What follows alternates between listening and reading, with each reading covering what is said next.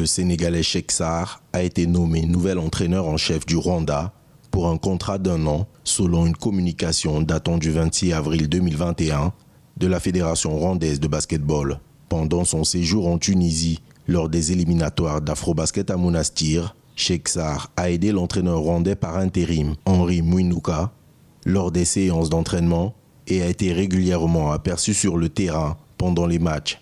C'est le Sénégalais qui sera à la tête de la sélection nationale lors de l'Afrobasket prévu du 24 août au 5 septembre 2021 à Kigali. Cheikh Sarr a plusieurs fois conduit la sélection sénégalaise à cette compétition. En 2013, il termine à la 3e place de l'Afrobasket masculin et 4e en 2015. Il a également accédé avec son pays au 2e tour de la Coupe du Monde FIBA en 2014.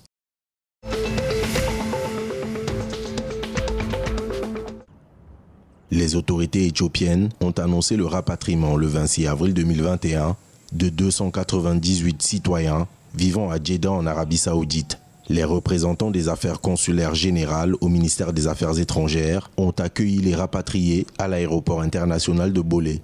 Les rapatriés, selon les autorités, se trouvaient dans des conditions désastreuses à Djeddah. Le rapatriement des migrants éthiopiens entrés illégalement dans le royaume d'Arabie Saoudite et dans l'impossibilité de rentrer chez eux augmente, alors qu'on note que plus de 400 000 citoyens ont rejoint le royaume arabe au cours des 3 dernières années.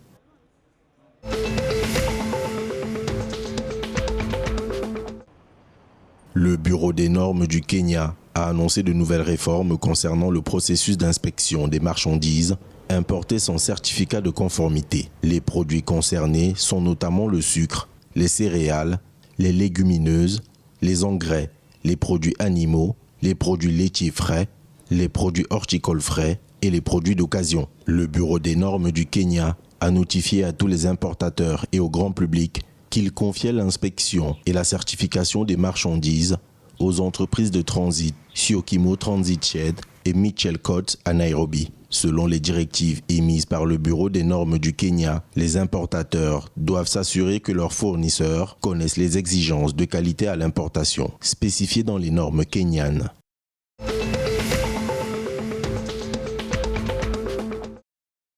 La présidente Samia Suluhu Hassan a accordé la grâce présidentielle à 5001 détenus qui purgeaient leur peine dans différents établissements de détention à travers le pays. 1516 de ces détenus ont été libérés, tandis que 3485 détenus ont vu leur peine réduite d'un quart en vertu de l'article 49 du chapitre 58 de la loi sur les prisons.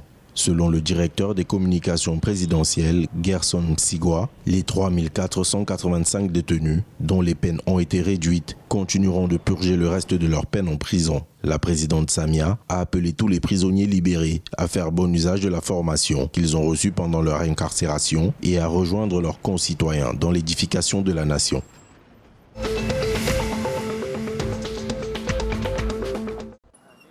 La haute cour de Kampala a rendu son verdict en faveur de la Commission ougandaise des communications qui exige 51 milliards de shillings, soit 14,14 millions de dollars, en droit de licence à la société de télécommunications MTN Ouganda.